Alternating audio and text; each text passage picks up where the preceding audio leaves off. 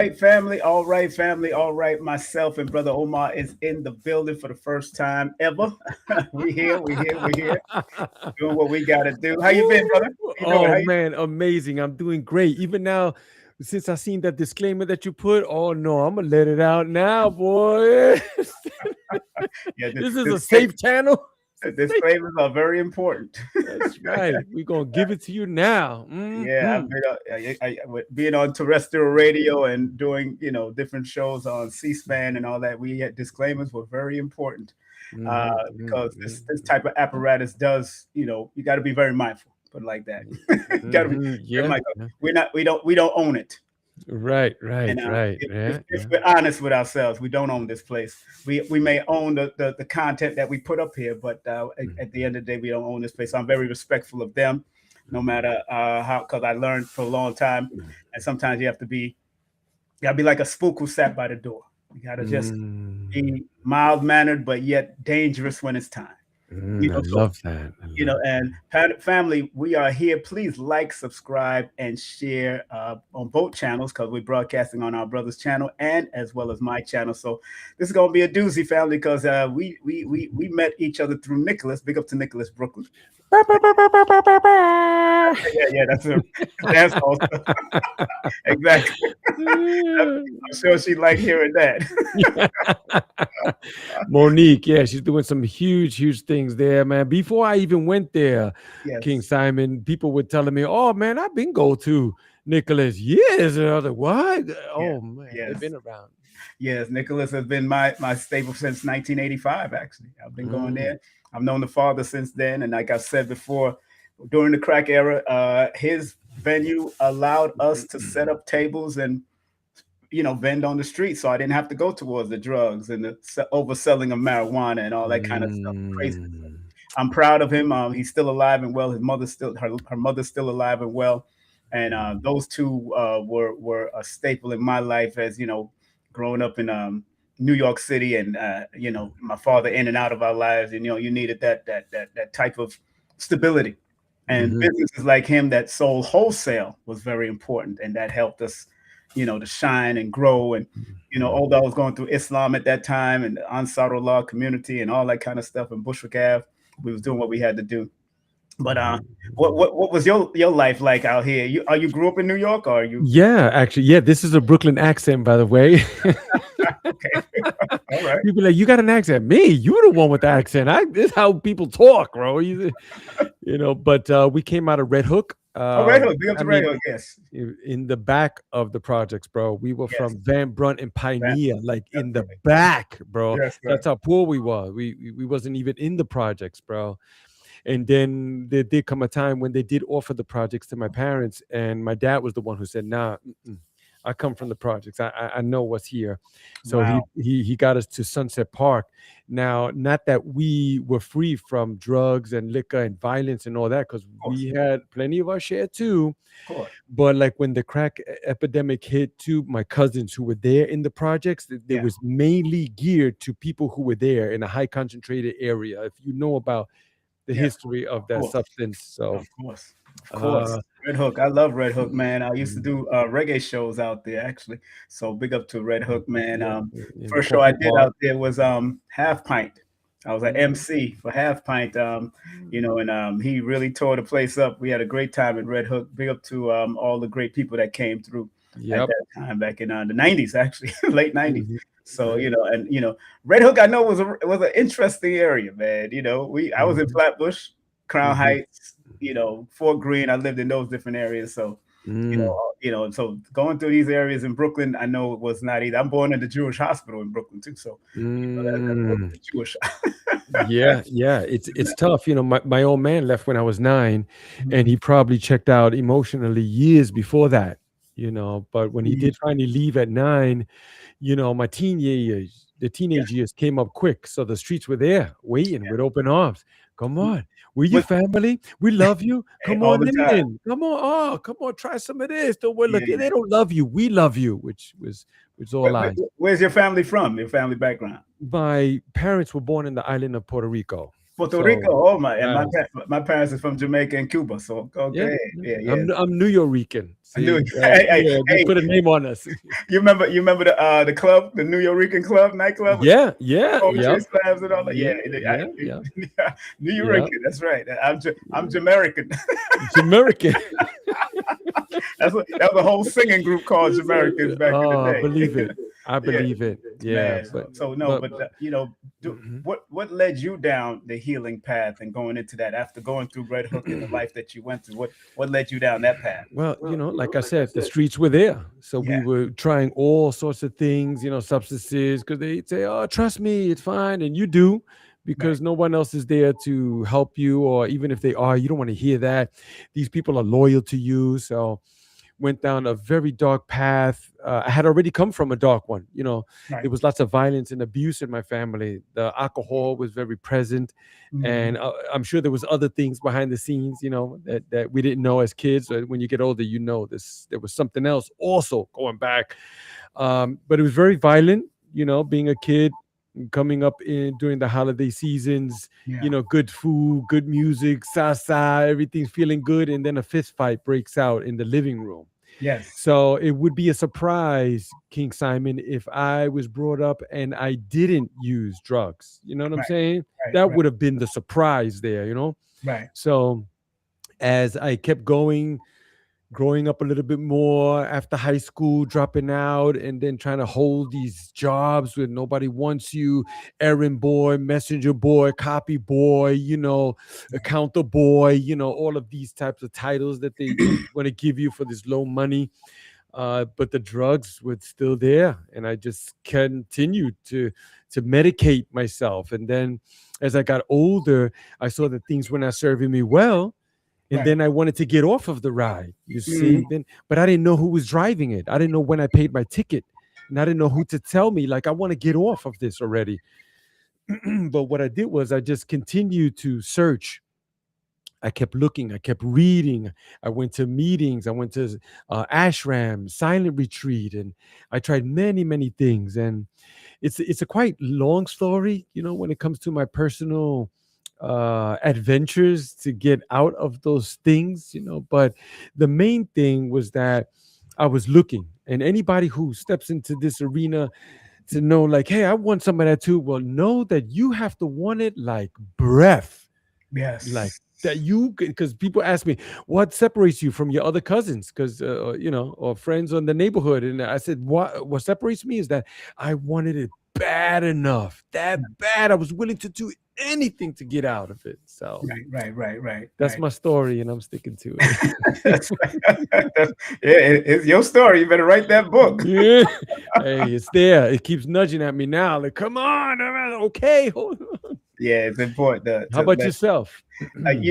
man, it's through all the different organizations from the 5% Nation, that was rampant throughout Brooklyn and Queens, New York, Manhattan. Brooklyn. Mhm, Brooklyn was considered Medina, mhm, and Manhattan was considered Mecca back in the day, and Queens was Pelon, and I mean, well, mhm, Bronx was Pelon, and yeah, so mhm, we had a whole lot of different names for these different places, but it was mhm, through that knowledge of self, but also my family listening to reggae music from young, the Bob Marleys and the Burning Spears that really brought those that the knowledge of Marcus Garvey and Paul Bogle or just Babylon Fallen type of doctrine. I learned about that and mhm, and learned how music is healing.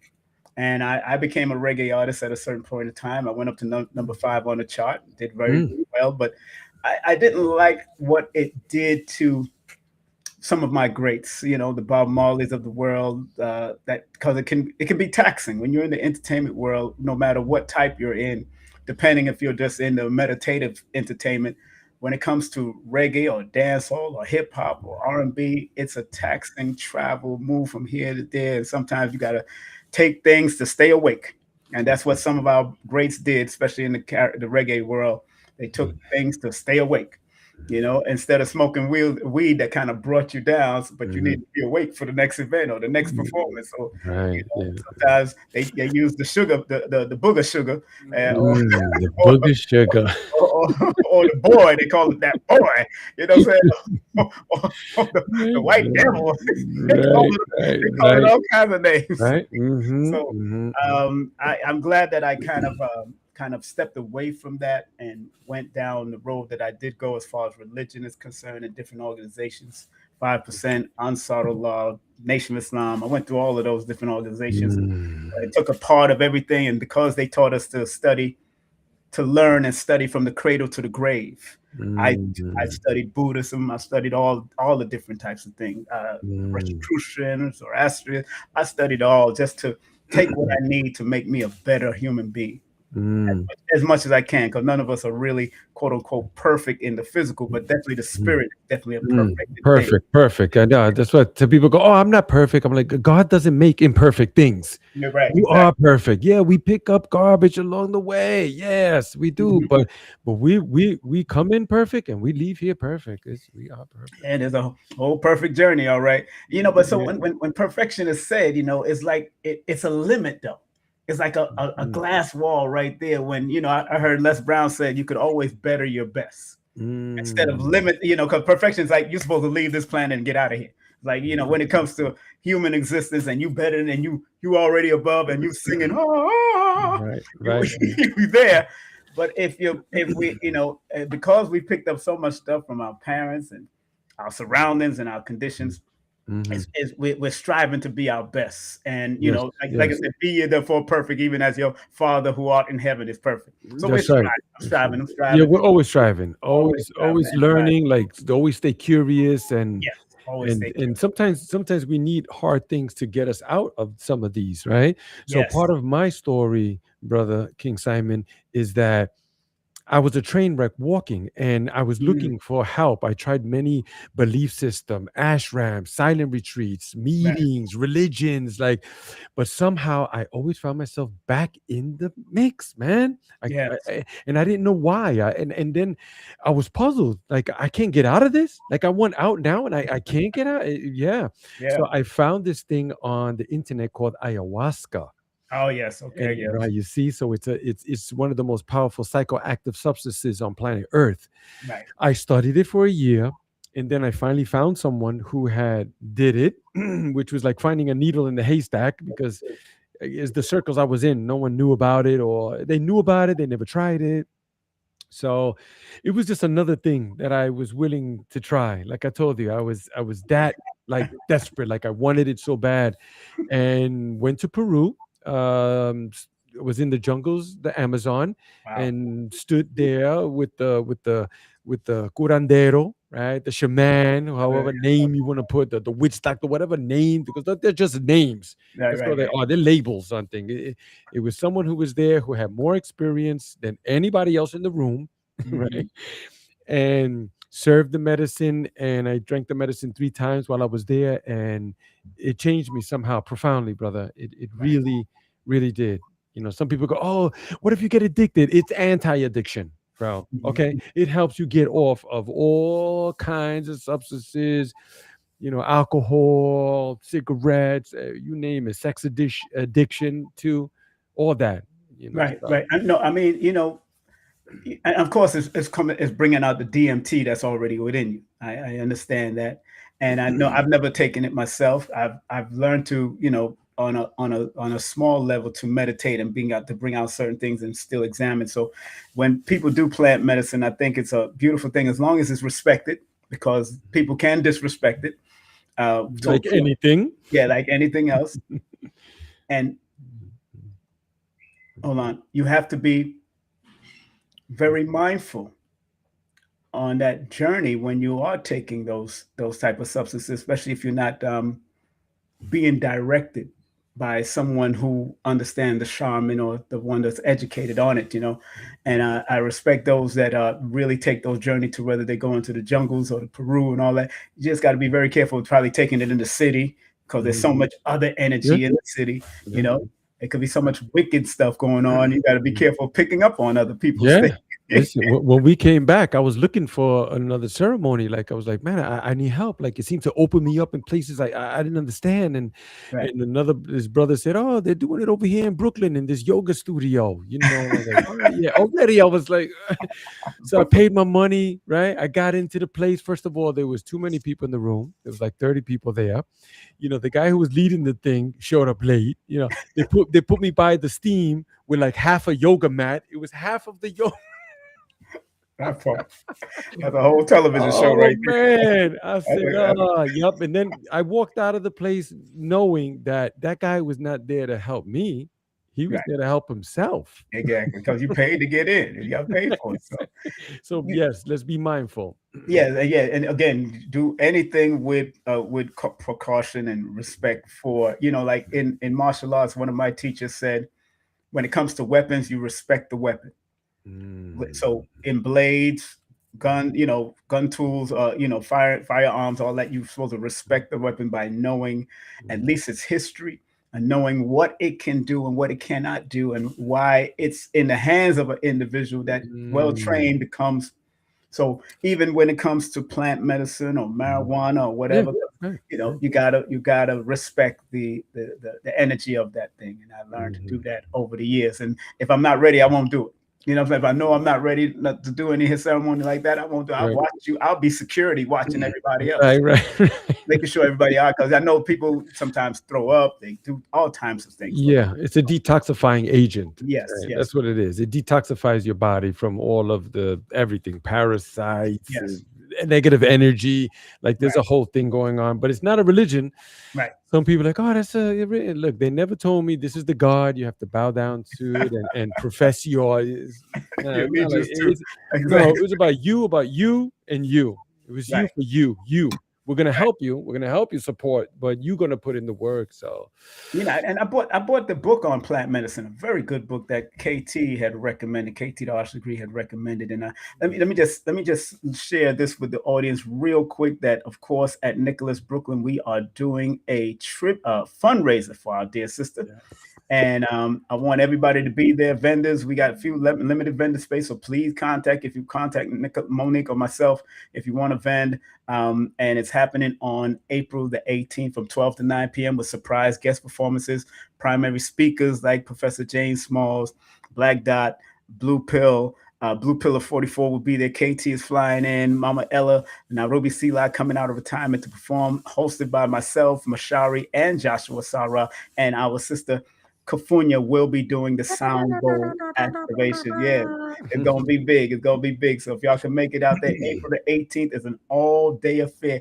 It's a family affair. It's a family affair. So y'all need to be there. You know what I'm saying? Yeah. With the ice plunge, let's delve into that real quick because we don't have that much time. We got Okay. things with busy men, and we got things we got to do. Our big California's in the building. What up, KK? What's up? Oh, Okay, right. Yes, yeah, yes, my yes, sister, good to yes. see her. Nikki Oh man. Love, all of She's them the in one there. who helped me. She brought me to Nicholas. Yep. Yes, she did. I recall Yep. that. Yeah, yeah. Right. Abundance Child is also Sister. tuning in. So, Mhm. man, yeah, California has always been a good person to connect with. And California, I hope you got my text. Howard McLeod wants to get in contact with you. Howard McLeod.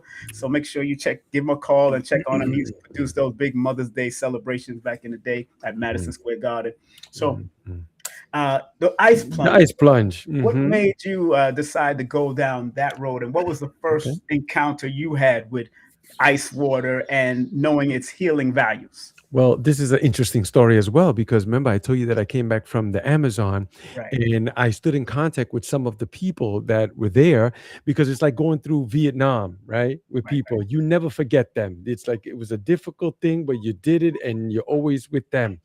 So we were contacting each other through Facebook and sending different ideas and healing modalities and stuff that can help. right, right, right. Um, so I remember the one came up about the one brother that was making it popular, with the breath work and the ice. Mm, So then some years had passed, and then I had a dream. And the dream was I was in the wilderness with about 5 or 6 other brothers, and we got into the riverbed. I remember it very vividly with the snow and the ice in the background. And we got up to our necks in the freezing water, and we were just like looking at each other, like feeling each other, like, yeah, we got up and we started running through the wilderness. So I woke up. And I went, wow, I shared the dream with my wife, and then fast forward 8 or 9 months later, I started getting this email that they were teaching that healing modality in Williamsburg in a venue there. So Okay. I thought about the dream that I had, and I was like, should I go? And that's one of the things, right, Brother King Simon? When we do things for ourselves, we always think about it, right? For somebody else, we buy them a gift right away. We don't think, Exactly. but for us, we go, oh no, that's too much money, right?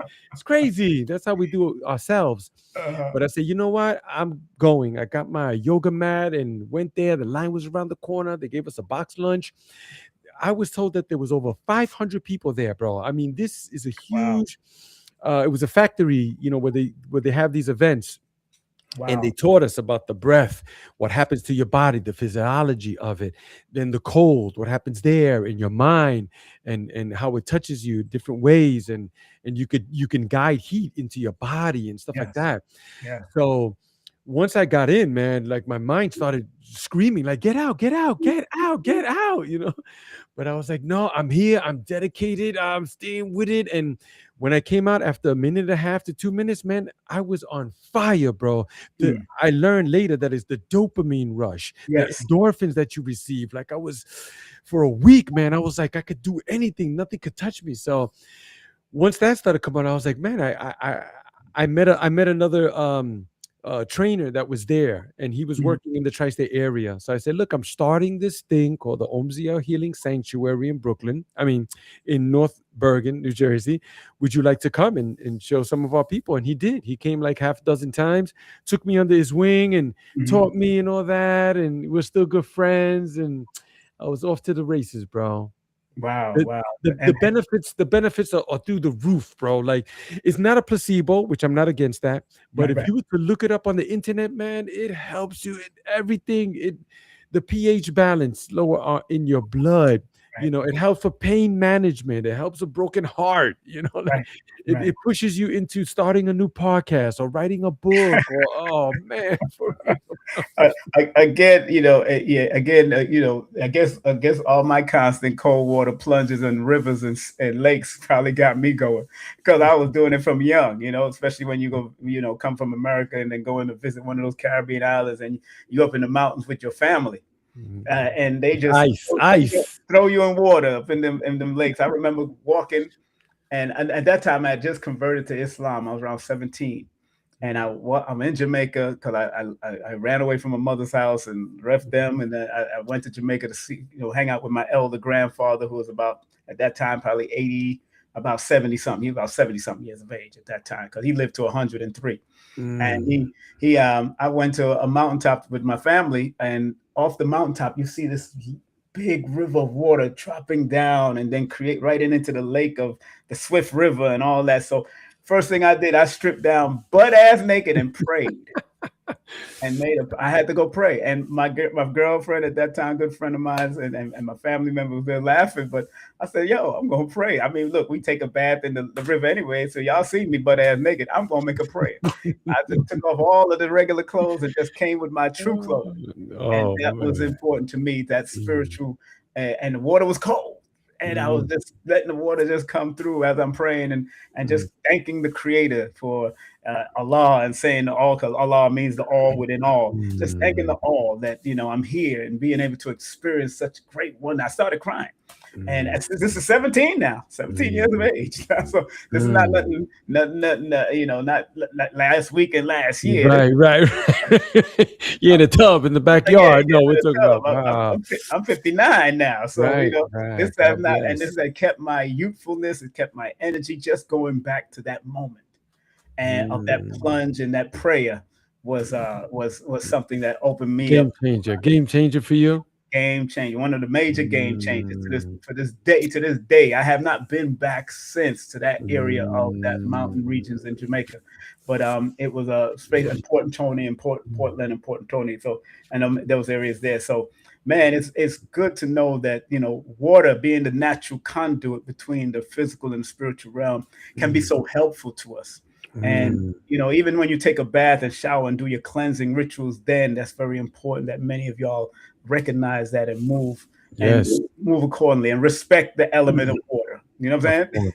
course. Some of the stories say that we were in a place and they threw us out of that paradise, Right, that garden of Eden, but we right, just moved from there to another location. We're still here. We're still exactly, in the garden. We're still in paradise, brother. exactly. All the food, all the medicine, all the healing, all the herbs, it's all here still. Yes, yes, yes. And with the now at your sanctuary, what else do you do at the sanctuary? Please explain to people what else. Thank you so much. We're located in North Bergen, New Jersey. We are the Omziel Healing Sanctuary. So my Right. name is Omar and my wife's name is Aziel. So Yeah. we're the Omziel, Yes. right? Which it Yes. has different connotations about Om, the Right. Right. vibration of God. El means God, right?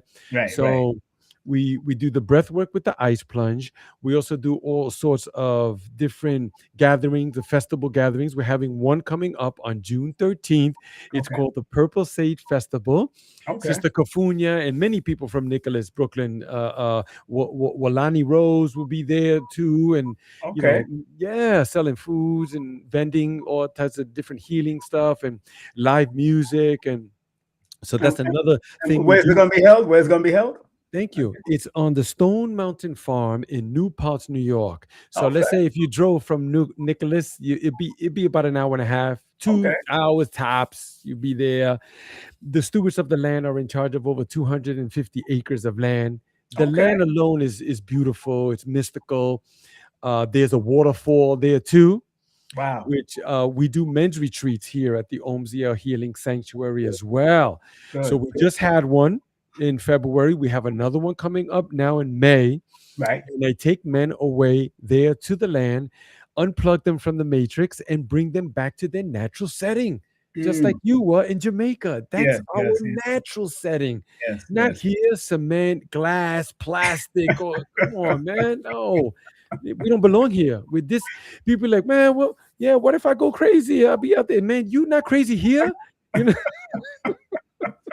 No, that's real. And those that can experience that, please go to the website as you see here. His website is right here, Omziel, healingsanctuary.com. Make sure you go to the website and spread love and show that, when you have a husband and wife team working together, that's a Mm. beautiful thing.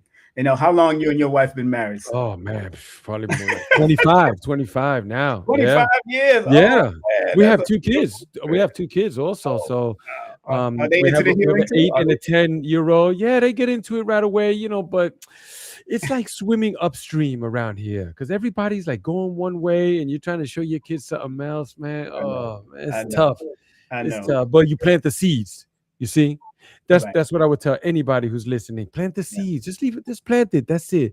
We don't question the seed, the dirt, we don't yell at it. We don't, no. We just Yes. plant it, we put some water, we put some sunlight, and that's it. Exactly. I mean, it's just like, when you go into the scriptures, they talk about the prodigal son. You know, Mm, the father and the mother gave the knowledge, and he went into the city and yeah, enjoyed himself, yeah, shook his yeah, ass, had yeah, fun, did drugs, did what he had to do, but yeah, came yeah. back and Came still back. it's always about still having the door open, because sometimes the men can be a little bit harder than the women. The women are always naturally, Yeah. the nurturers want to keep their children coming Mm, back, and sometimes it softens boys up, mhm. Yeah, yeah, but too soft. it's Yeah. important that you maintain the balance, because Mhm, I mhm. was telling my own son, I said, because he's around his mother and his grandmother and his sister a lot, he needs to balance it off a little more. You're just getting Mhm. too much of the nurturing, and that's it. When you Mhm. need to get some of this hard work and Yep. put this work in, and don't be comfortable. I got on my board, be Mhm. uncomfortable. I like to be uncomfortable for a Yeah. reason. You know what I'm saying? And that's just my methodology. Sometimes I won't even sleep on the bed. I'll sleep on the floor, just to remind Mm. of the times when I did have to sleep on the floor Ooh. in Islam, or Right. in what we used to call Shabbat. in the Ansar community, and a good floor sleep is good for your back certain times, Mhm. and you have some of the Asians that do that, especially in Yeah. the martial arts of the Mhm. Shaolin temple. They'll Mhm. sleep on the floor, Mhm. and Ancient Kemet it's, too. Yeah. yeah, so Mhm. there's No, nothing your wrong with history. that. So I'm glad that you said, you got to drop those seeds and drop those little bits of nuggets on them, and hopefully Mhm. they will gravitate within time. As long as they're not taken out of this realm before that time, they'll Right. gravitate on that time. Right. For That's good. sure. We That's always go back to our training, all of us. Anytime when things go hard, we always go back to right. what we were taught. Yes. That's why it's important for parents. I have a 33-year-old daughter, but she got the part-time dad. I was always there, like trying to unravel everything on the weekends, what mom put in her, those type of things. But these kids here, I'm full time. They see me everything. I take them and bring them and discipline, homework, showers. Like it's the whole entertainment, all that. So for all you parents out there too, be careful too. Yeah. Sometimes you want to do something. Oh, I just gonna smoke a little something. Nah, don't do that, bro. Don't do that. Oh, I'm just having a couple of beers, drinks with the family. Nah, don't do that. Nah, don't Right. do that. Nah. Right. Right. Sometimes you got to tell the stories. I tell my story. I got my stories. I share with them, and I tell my children, if you want to know the truth, ask me. Okay, okay, okay. Whatever I've been through, I'm not afraid to tell you, and I made it through it because I could have been taken out for this planet from early, because of Mm, going down those roads and being in the midst of gunfire, or being right. in the midst of Mm, clubs, mm, nightclubs and all kinds of mm. madness, doing the things that we did. So life is good in the way that we can all learn from it and grow from it. We can, but then school me. How is it that you? What was it? Was there something in your upbringing? Was it a series of things that occurred that pushed you into those other darker realms? Or Well, I was raised in my father opened up a nightclub the year I was born. Mm, So I was already into that club life, and when a man have their first boy, they want to show and bring him downstairs and bring him, because we had the club in our house in Crown Heights. So, and the hospital I was born was right up the block. So all of mm, this was there. And then after my father did his nightclub stuff and had his antics and went through my divorce with my mother and all that kind of stuff, boom, my cousin took it over, and I kept on coming back to the house to say, see how he's doing it with DJing and mixing and watching him do the turntables back in the 70s. And then, boom, I took it over by the time it was 80s, late 80s, going in 90s. I'm on radio, I'm on television, I'm interviewing the same artists they was playing, mm, on radio shows. So those dark moments are in the club, because club life is a dark culture. If mm, you look at it if you look at it from a let's say ownership, and I was co-owner and manager and all of that stuff, you see the darkness, although y'all see the enjoyment, the party, the fun. We know the darkness. We know the drug addicts, the drug heads, the ones we know who they are inside Straight there. killers. We know Yeah, the killers. we know who the killers from the 90s, from Red Hook used to come, and we know the killers from all over, because we was in Legend nightclub, we was in Temptation. I ran SOB's portion of SOB's nightclub. So you know who's who. And because they're coming to you to have a good time, and just like you're trying to get away from life's problems, coming into a club which has a bar, which bar means rab, which means Lord, and we have spirits that you drink to come. You get all of this stuff, and I knew all of that from when I was in there. From when I got into club life, I knew exactly what I was dealing with, and I wasn't a drinker. I was sober and still having a good time with people. Because I already went through Islam from an early age, so I wasn't into drinking and smoking it. I started smoking and drinking from 12 years of age, and because my family used to import ganja from Jamaica, so to the house, I used to sneak around and smoke it and give it away to friends back in the day. Those at Atlantic Terminal co-ops and City Building know me for giving away weed back in the day. They remember me to this day. Yeah, just go check Simon. He'll take care of you. Back in the day. Yeah. I just wasn't into selling. I just wanted to see everybody enjoy themselves. And if weed brought joy by laughter, and you smoke and you start laughing and giggling and telling jokes, hey, I want to see this. And I was there with it. So, but it definitely influenced through my father, the intro. And then having, on my mother's side, you had a disco diva. Then on my father's side, you had Grace Jones. These are family members now. Mind you, these are my cousins. So All seeing those right. two lifestyles around in the Caribbean lifestyle and then the disco lifestyle and then going, man, I was taken into one of those major clubs in New York at 12, 13 years of age. Mm. My cousin dressed me up in a suit, a zoot suit, and put a mustache on me at 13.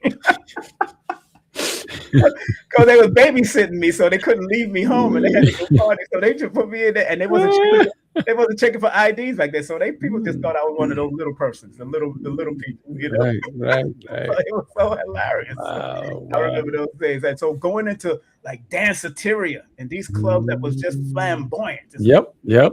Yeah. they played all the disco, they played all the house music, they played all this stuff back in the Mm. day. The garage with my cousins, because they had to babysit me and they couldn't leave me home, so they dressed me up like I was a party, but they protected me. They made sure I was behind them watching. They was watching Mm. my back and make Mm. sure. Mm. I never forget those days, but Yeah. there were some wild, weird people. Yeah, yeah, yeah. I know. The same age as well. So I was brought up in that type of culture too, Exactly. and like people just don't know. It was just different. Like those clubs, they don't even exist anymore. Nah, I don't, Wow. everything is small, small. Like Right. compared, they think it's big. I'm like, what? No, listen. They was doing it in a factory. Yes. In fact, Like yes. yeah, it's like just a Big. huge Yeah. area, like huge, Yes. huge, huge I sound mean, system, like woo-wee, and all that music that you love, man. We've seen all the groups, all of them right. backstage. If you knew the right people, you was there Yeah, all the you get time, backstage. Yep. Yep. Yep. so they Yep. knew you. They were like, yeah, yeah, we know this guy.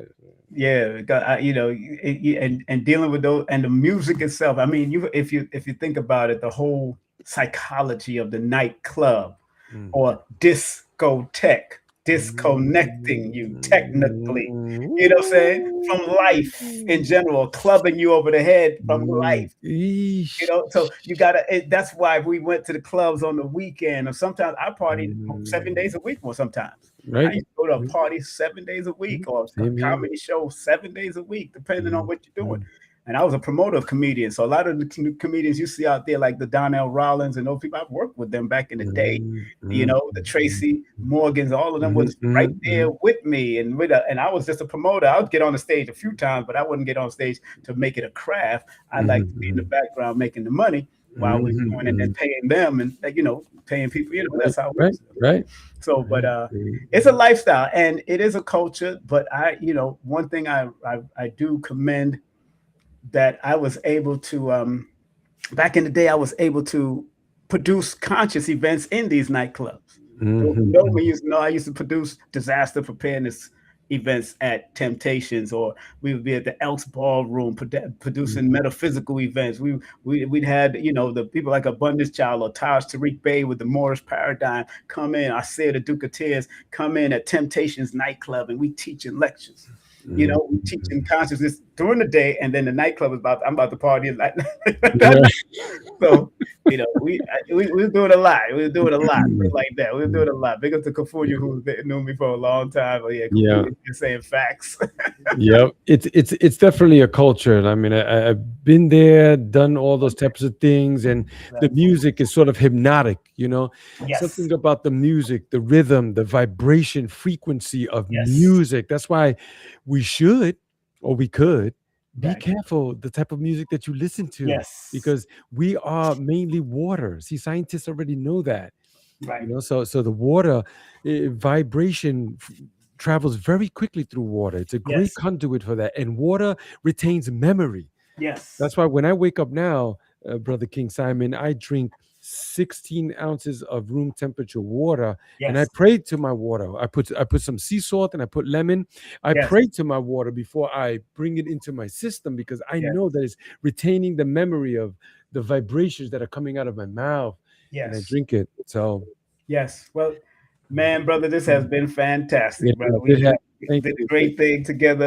Is a pleasure, man, that we was able to talk and have fun, man. Yeah, Any yes. last words, parting words you want to give to the Oh audience man, before we get off? if you're looking for us, we're in North Bergen, New Jersey, but it's only like 20 minutes outside of Manhattan, so it is not far. You take a Port Authority bus and you be here to one of our events, and we do one-on-one sessions also. We do cacao ceremonies. We do that men's I tell you, the men's retreat. We don't like to call it retreat because retreat, I think of like on the beach with coconut and feathers, feather fanning. Now this is work. It's deep work. It helps brothers. If I had a nickel for every time somebody said, "Man, you changed my life. Thank you so much," and I tell them, "You did it. You did it." We like to say that we're just the ushers at the movie, helping you to get to your seat without knocking somebody's popcorn over. Why? Because the movie's yours. It's your movie. We're just trying to help you, support you. That's So right. That's right. Well, we're here. brother, We're here. thank you so much, and for we doing what we got to do to make it happen. I hope to come out to your event again. You said it's coming up in June, right? Yeah, June 13th is the Purple Sage Festival that's happening in New Paltz, New York. Look it up. We have the website, and get to Nicholas for that other event that you promoting Yes, yes, also. yes. What's the date on that again, brother? That's April 18th. April 18th. We got that coming up. Yeah, that's with fundraiser. James Small. Yeah, Professor James Small, Oh Black Dot, man, Blue Pill, man, one of my heroes. One of yeah, my great. I met him last time he came through, bro, down to earth, and I yeah. remember him from Hidden Colors. Yes, definitely from Hidden Colors. Yeah, Exactly. and there was one line that he said in it. Oh man, I love Yes. it when he said this. He said, all the theologians. He said, bring them to me. Bring them. Yeah. Bring them to me. Bring them. I want to talk to. Oh man, Yeah. He loved to talk to. He loved to talk to all. he bring the receipts every time. This guy, boy, I love that guy. I love him, and all those brothers that Yeah. come through to Nicholas, Brooklyn, and the sister, or the queens that Yeah. come through also. Oh my God, they Yes. such knowledge, such high energy. Yes, my brother. Well, thank you so much, brother, and be safe. And tell your wife I send my greetings and the family, and keep on doing what you're doing. Family, make sure you go to his website. It's pinned to the top of the chat. Also, make sure you go to his website. Go to my link tree / King Simon Numerator to all my links, all my books, all my stuff. My audio book is up there, all of that stuff. So if you're interested, make it happen. Brother, I hope to see you. I don't know if you're coming for the fundraiser. Let me know. Oh if you're yeah, we'll be there. We'll be there with bells on for Yeah, real. let's do it. Let's do what we gotta Sister do. Cafunia, she already booked me. Put in your calendar. All right. Exactly. All right, my brother. You take care of yourself, man, and be safe. All right. One love. Matter of fact, any prayers you want to give to the people, send a prayer to the people. I always close out with a prayer. Man, I pray to the one that goes by many names, but has no name at all. The creator of earth, water, fire, ether, all the sentient beings on the planet. Thank you for this time with my brothers and sisters. May we continue to help one another, for that is the purpose why we're here. Aho, Ashe. Amen. Oh, Ashe. Thank you so much, my brother. Thank you very much. And I'd like to close out with Dr. Delbert Blair's prayer. Dr. B's prayer, I always close out with Dr. B's and Delbert Blair's. Dr. B always says, I forgive myself, my family, and others for imperfection, but I am thankful for my life. And then Dr. Blair always says, please, universal creator, know in my heart that I love you. Please protect us and this planet on which we live now. Please open up our minds, our spirits, and our soul to receive only truth and your love now. My brothers, thank you very much. Family out there that's tuning, Ashe to all of you out there. Make sure y'all show love. Everybody saying thank you. And Cafunia said 111. You want to put that up at 111. Right there. Oh man. It's 121 now. But take care, my brother. Be safe, be great, and have a great rest of your day. All right? All right. Peace and love. Peace and love.